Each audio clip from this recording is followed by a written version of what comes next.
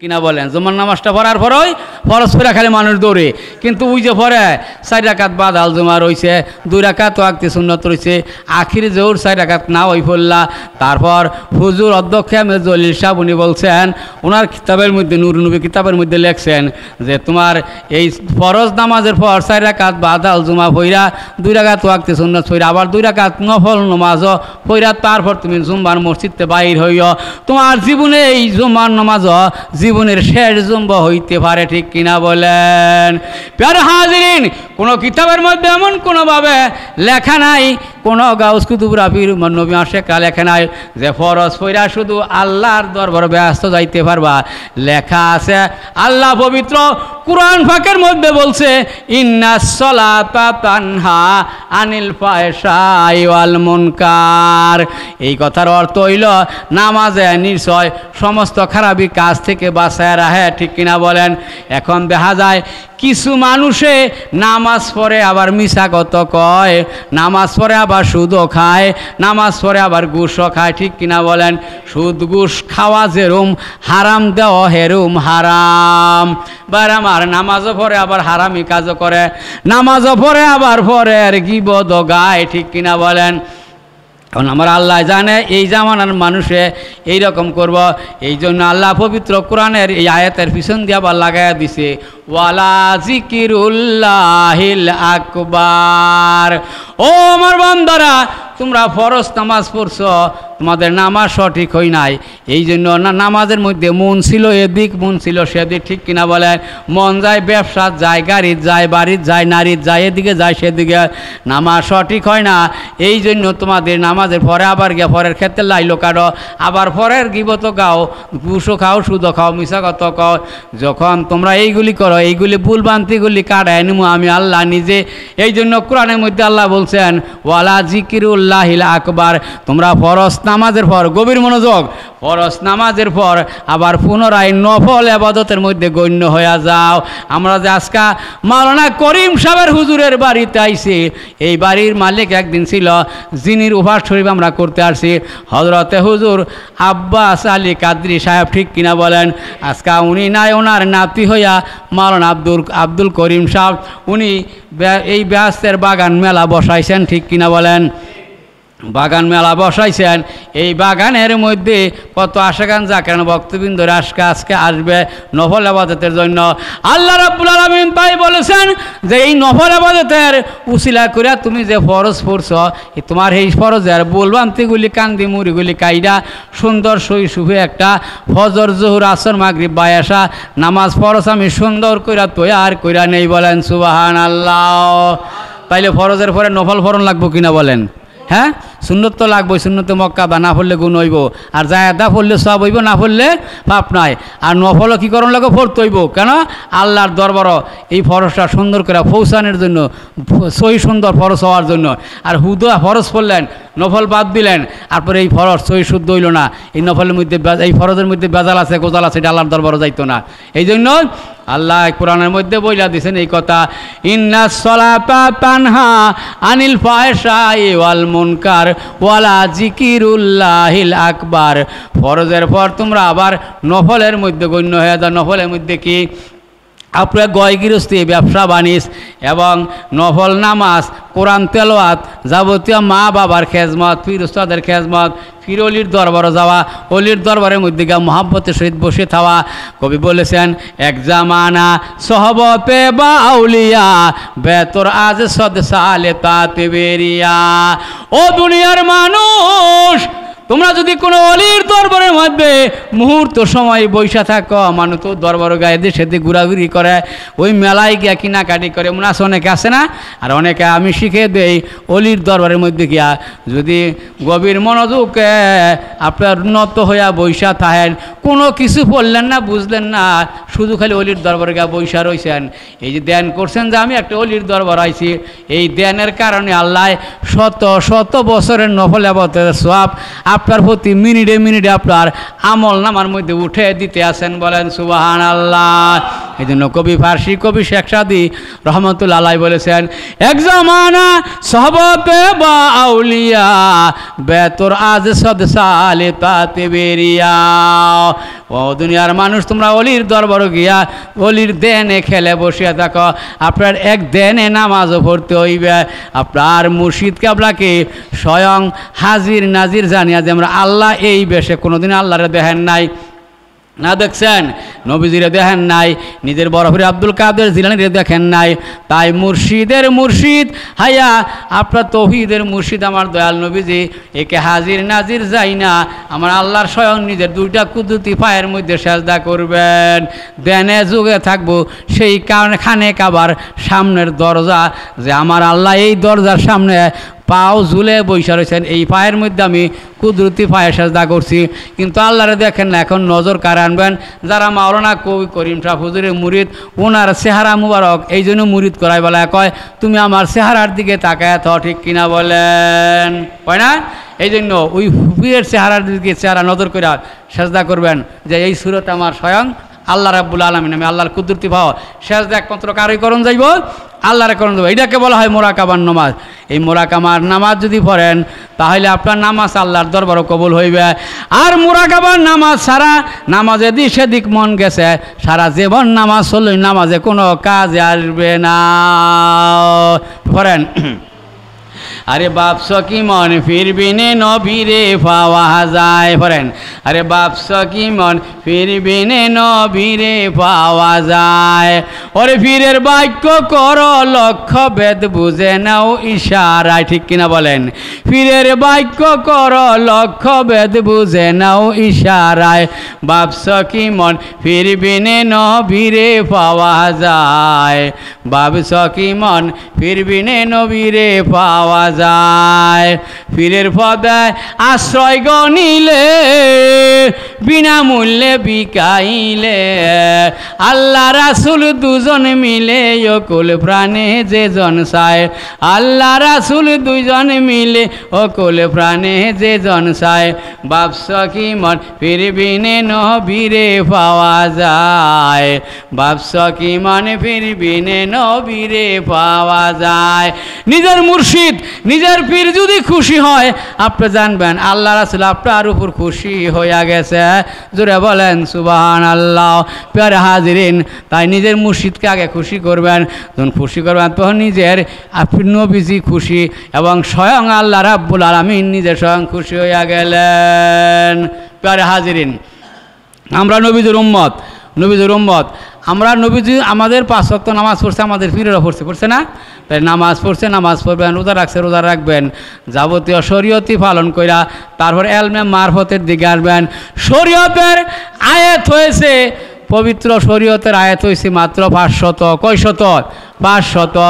আর তরিকতের আয়াত হয়েছে 1900। শরীয়তের আয়াত হয়েছে 500, তরিকতের আয়াত হয়েছে 1900, হাকিকতের আয়াত হয়েছে 2100, এলমে মারফতের আয়াত হয়েছে পবিত্র কোরআনের মধ্যে 2166টা।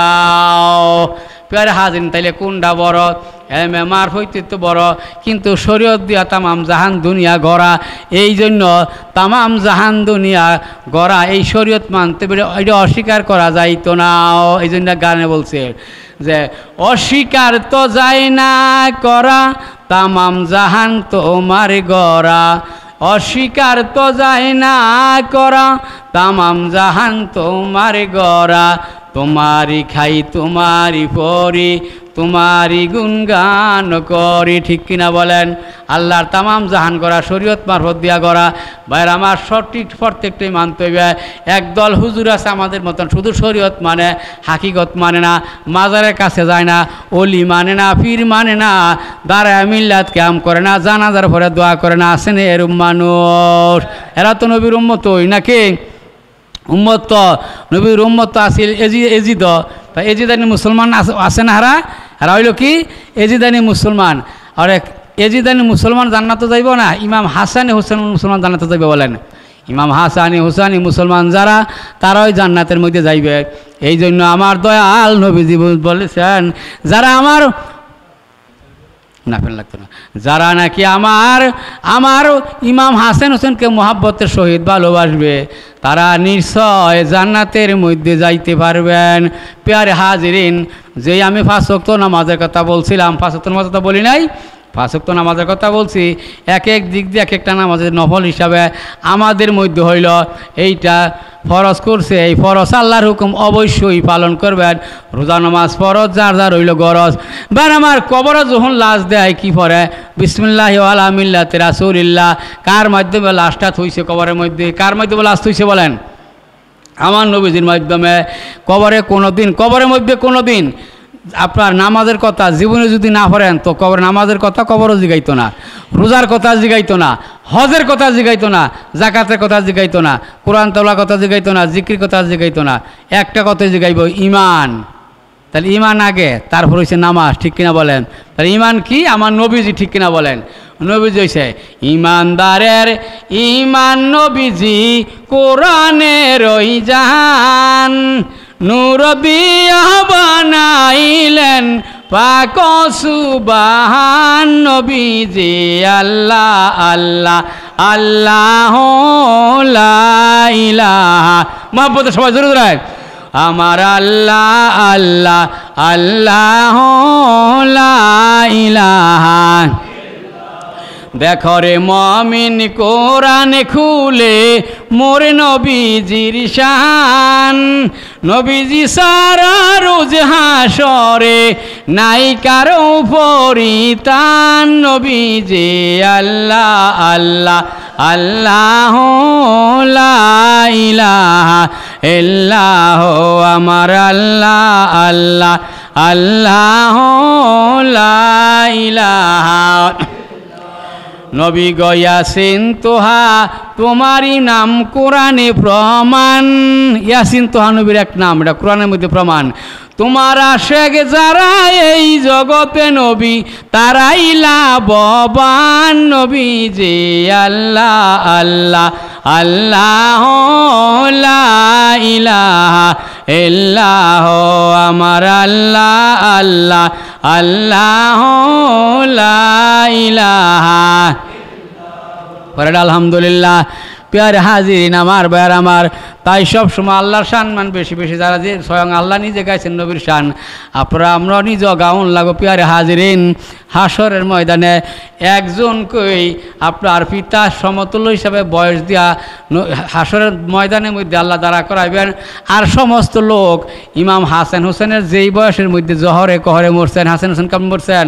জহরে কহরে মরছেন, ঠিক কিনা বলেন? হ্যাঁ, আমরা মহরমের গজল গাই না? পড়েন কি পড়েন? কারবালার বিচাদের জ্বালা সইতে পারি না, কারবালার বিচাদের জ্বালা সইতে পারি না। হাই গো মহরমের 10 তারিখে কি গো টাইরা বানা, হাই গো মহরমের 10 তারিখে কি, জোরে মহব্বত সবাই একটু আগে গেলেন না। কারবালার বিচাদের জ্বালা সইতে পারি না, কারবালার বিচাদের জ্বালা সইতে। হাসেন মরল জহর খাইয়া হোসেন কারবালা, ঠিক কিনা বলেন? হাসেন মরল জহর খাইয়া হোসেন কারবালা, আই গো জয়নাল আবিদিন রইল বন্দি জি দের জেলখানায়, আই গো জয়নাল আবিদিন রইল বন্দি জি দের জেলখানায়, কারবালার বিচাদের জ্বালা সইতে পারি না, কারবালার বিচাদের জ্বালা সইতে পারি না। কারবালাতে যায় রে কাশেম হইল রওয়ানা, ঠিক কিনা বলেন? বার আমার যিনি নতুন বধূ বরণ নিয়ে আসছেন, যিনি বাসর ঘর করবেন, যখন খবর হয়ে গেছে কারবালার প্রান্তরে যাওয়ান লাগবো, নিজের বাসর ঘর থুইয়া নির্মমভাবে যাইয়া কারবালার মাঠের মধ্যে শহীদ হইয়া গেছেন। পড়েন কারবালাতে যায় রে কাশেম হইল রওয়ানা, হায় রে কারবালাতে যায় রে কাশেম আনা। আরে ফুল বিছানায় বৈশা কান্দে বিবি গো সখিনা, হায় রে ফুল বিছানায় বৈশা কান্দে বিবি গো সখিনা। হে কারবালার বিচাঁদের জ্বালা সইতে পারি না, কারবালার বিচাঁদের জ্বালা সইতে পারি না। মাওরারি জিয়রারি রারি গো সখিনা, হায় রে ঠিক না বলেন? মাওরারি জিয়রারি রারি গো সখিনা। আরে একই বাড়ি তিনজন রারি হইল যে মদিনায়, হায় রে একই বাড়ি তিনজন রারি হইল যে মদিনায়। কারবালার বিচাঁদের জ্বালা সইতে পারি না, কারবালার বিচাঁদের জ্বালা সইতে। আহারে গোলাপের ওই ফুল ডালে রই সিটিয়া, হায় রে আহারে গোলাপে রই ফুল ডালে রই সিটিয়া। আই গো বিয়ার রাইতে কার গো স্বামী বাসুর যায় সাহারিয়া, হায় রে বিয়ার রাইতে কার গো স্বামী বাসুর যায় সাহারিয়া। কারবালার বিচাঁদের জ্বালা সইতে পারি না, কারবালার বিচাঁদের জ্বালা সইতে পারি না। রওজা পাকে শুইয়া কান্দে নবী মুস্তাফা, ঠিক কিনা বলেন? রওজা পাকে শুইয়া কান্দে নবী মুস্তাফা। আই গো বেহেশতে লুটাইয়া কান্দে আলী আর ফাতেমায়, হায় গো বেহেশতে লুটাইয়া কান্দে আলী আর ফাতেমায়। কারবালার বিচাঁদের জ্বালা সইতে পারি না, কারবালার বিচাঁদের জ্বালা সইতে পারি না। হায় গো মুহররমের 10 তারিখে কি গো টাইরা বানায়, হায় গো মুহররমের 10 তারিখে কি গো টাইরা বানায়। কারবালার বিচাঁদের জ্বালা সইতে পারি না, কারবালার বিচাঁদের জ্বালা সইতে পারি না। প্যারে হাজিরিন, যখন মুহররমের মাস আইব এই 10 তারিখের দিন যদি কিছু সমর্থন না হতে অন্তত একটু বিস্কুট কিনে হইল বাড়িতে নিজের পরিবার পরিজন ছেলে সন্তান নিয়ে ইমাম হাসান হোসেনের জন্য যদি একটু চোখের পানি ভালো একা আনতে পারেন। হাসান হোসেনের 2-1টা সম্মান যে আমি গাইছি, এই সম্মান আমার গজলের বইয়ের মধ্যে লেখা ছিল। আমি যে গজল বানছিলাম গত বছর আমি বই আনছিলাম অনেকের নিচে, এই বছর আমার বই আনতাম আমার মনে নাই, স্মরণ নাই, আমি লইতাম। এই 2-1টা সম্মান যারা গাইতেন হবেন। আমার নবীজি বলেন যারা আমার ইমাম হাসান হোসেনকে মহব্বতের সহিত ভালোবাসবে ওই আমার উম্মতানির আমি হাসরের দিন বিনা হিসাবে জান্নাতের মধ্যে পৌঁছে দিব। বার আমার হাসরের ময়দানে অনেক মাইনে ফুলসেরাত দেখবো, 30,000 বছর রাস্তা, কেউ দেখবো 20,000, কেউ 10,000, কেউ দেখবো ফুলসেরাত, কেউ দেখবো জাহান্নাম, আর কেউ ফুলসেরাত কি এটা দেখতোই না, চোখের পলকে ফুলসেরাত পার হয়ে যাইবে। যারা রাসূলের পূর্ণ আশেক, যারা নবীজির আশেক, বিয়ারে হাজিরিন, তারা ওই বিনা হিসাবে তাদের কোনো হিসাব হইতো না, তারা বিনা হিসাবে ফুলসেরাত পার হইয়া যাইবে। নবীজির উম্মত বারানি তরাই নিছে ওয়াজ করুনি, নবীজির উম্মত কারা নিছে ওয়াজ করুনি। আমি একটা গজলের মধ্যে পড়ি, মুলকে হিন্দ গরিব নেওয়াজ চাই তো মারি মে মেহেরবানি মুলকে হিন্দ কারিবে নেওয়াজ চাই তো মারি মেহেরবানি পাগ পাঞ্জাতন করি শরণ পাগ পাঞ্জাতন করি শরণ পর লৌকেই ওয়াস করণি সকলে পড়ে নারে তাকবীর নারে তাকবীর নারে রিসালাত নারে রিসালাত ইয়া গাউস নারে গাউসিয়া ইয়া গাউসা জমদস্ত নারে গাউসিয়া আব্বাসিয়া দরবার শরীফ জিন্দাবাদ আব্বাসিয়া দরবার শরীফ হযরত মাওলানা পীর সাহেব হুজুরের আগমন হযরত মাওলানা আব্দুল করিম হুজুর পীর সাহেব হুজুরের আগমন প্রধান বক্তার আগমন আলহামদুলিল্লাহ সমাপ্ত করতাম। আচ্ছা সম্মানিত হাজিরিন, আমার তো আবার প্রতি বছরই আবার জিকিরে মাহফিল চালায়া যাইতে হয় আপনার একটার পর থেকে, পরবর্তীতে আমার আপনার প্রতি বছরের হয় ইনশাল্লাহ আপনাদের সম্মুখে এই বছর হুজুর আইসেন বক্তা, প্রধান বক্তা আজকের এই মাহফিলের জন্য। উনি সুন্দর আশেকের রাসূল হিসাবে ওলি আল্লাহ সম্বন্ধে আপনাদেরকে কোরআন হাদিস থেকে সুন্দরভাবে বুঝাইবেন ইনশাল্লাহ। আপনারা সকলে মনোযোগ সহকারে এদের সাথে ঘোরাঘুরি না করে সকলেই শুনবেন। ভাইয়ের আমার মহব্বতের সহিত, আমি আগেও বলছি মহব্বতের সহিত একটা অলির দরবার, যে অলির দরবার আছেন উনি বড় উদ্যোগ জগতের অলি। উনি যার কাছে মুরিদ হয়েছেন হযরত মাওলানা আব্বাস সাহেব, যার কাছে বয়াত হয়েছেন হযরত মাওলানা শাহখুল মালকাদের নন্দনপুরি, উনি একটানা গোড়া 13 বৎসর হযরত বাবা শাহজালাল ইয়ামুর রহমতুল্লাহ আলাইয়ের ওনার ইশারা পাইয়া শাহমিরান কাঞ্চনপুরি তনরি তক করে যাকে জ্বলন্ত আগুন দিয়া বাজা করা হয়েছিল ফিরোজ বাদশার আমলের মধ্যে, ওই সময় ওই মাজারের মধ্যে উনি হইলেন শাহমিরান তানুরের তককলি উনি হইলেন বরফির আব্দুল কাদের জিলানির একজন সন্তানের নাম হয়েছে আজাল্লাহ শাহ রহমতুল্লাহ আলাই।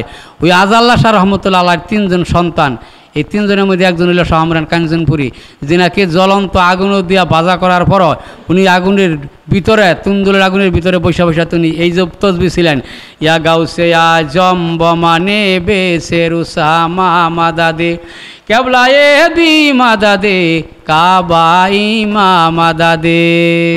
আর বরফির আব্দুল কাদের জিলানী তসবি ছিলেন, ইয়া রাসূলুল্লাহ বমানে বেসের উসামা মাদাদে কেবলায়ে দি মাদাদে কাবা ইমা মাদাদে।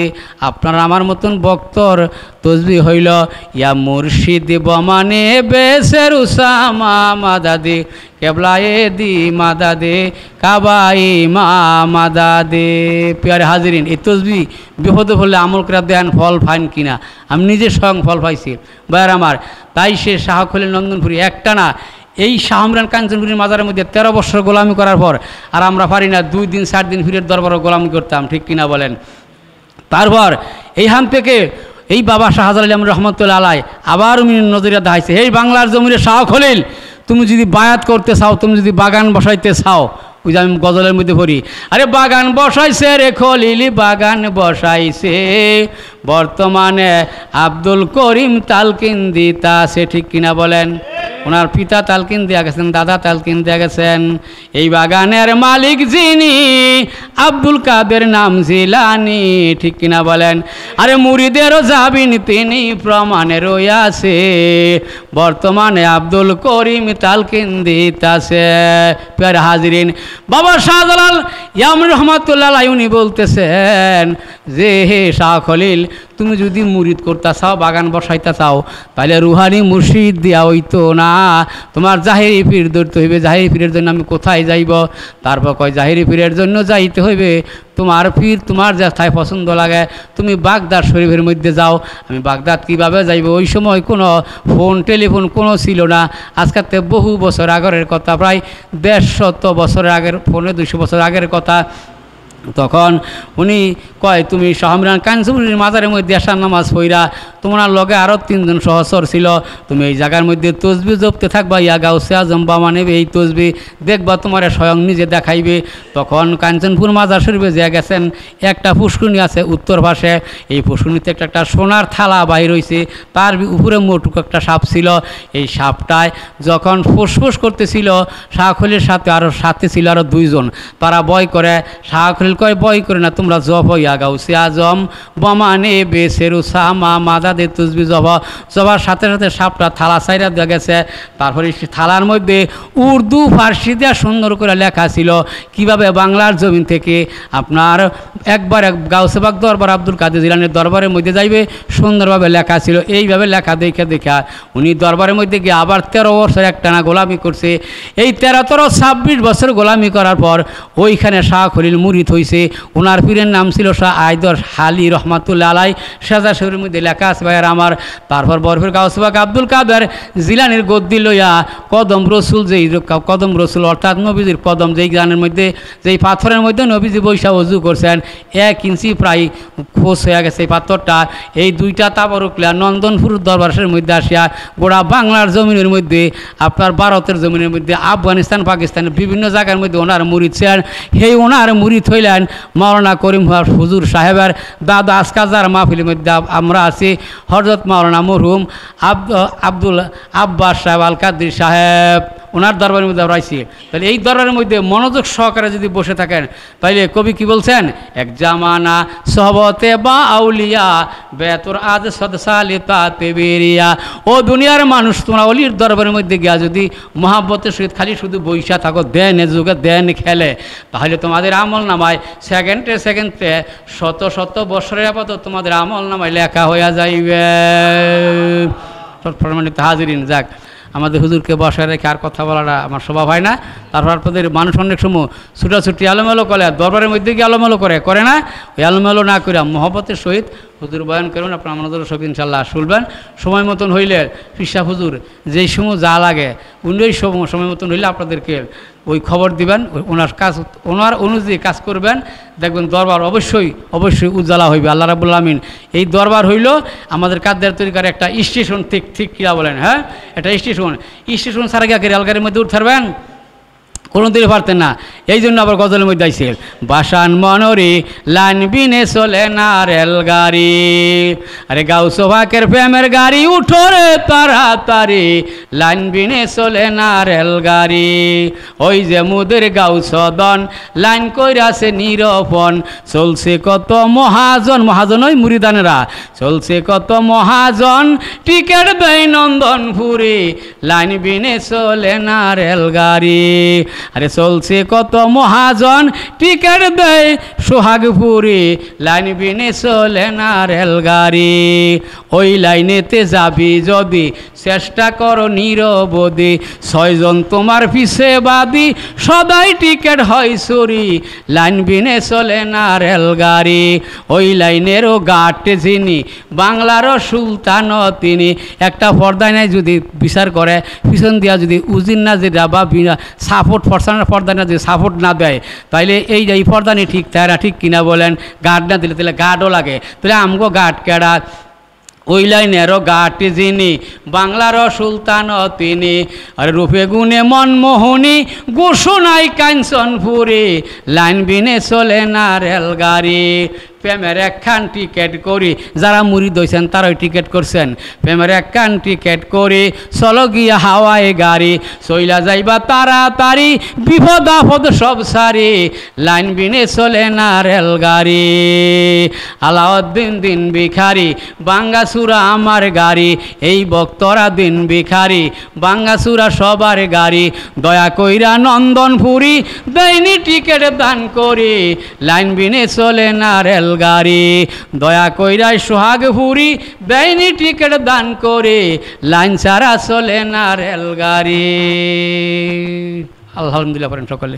যাক, আমি অল্প সময়ের ভিতরে যা কিছু বলছি, আল্লাহ রাব্বুল আলামিন সকলকে আমলগিরি করার, অলির দরবারে সহবতে মহব্বতে থাকিয়া সঠিক ইমান নিয়া, ইমান হইল আসন, ইমানের পর হইছে রোজার নামাজ, ইমান নিয়া যেন আমরা দুনিয়াতে যাইতে পারি তৌফিক আল্লাহ সকলকে দান করেন। ওহাবিদের ঘরভর থেকে জায়গা আল্লাহ বাঁচায় রাখেন, বর্তমানে ফেত্তা ফাসাদের আমল থেকে বাঁচায় সঠিক দরবারের মধ্যে আমরা আসিয়া সঠিক ইমান নিয়া, সঠিক পিছনে থাকিয়া, সঠিক পথ দিয়া, সঠিক লাইনে যেন আমরা যাইতে পারি। গাউসে পাকের দপ্তর পর্যন্ত, গাউসিয়া ডায়েরির মধ্যে যেন আমাদের সকলের নাম আল্লাহ উঠে দেয়। সকলের আল্লাহুম্মা আমিন। আসসালামু আলাইকুম রহমতুল্লাহি ওয়া বারাকাতুহু।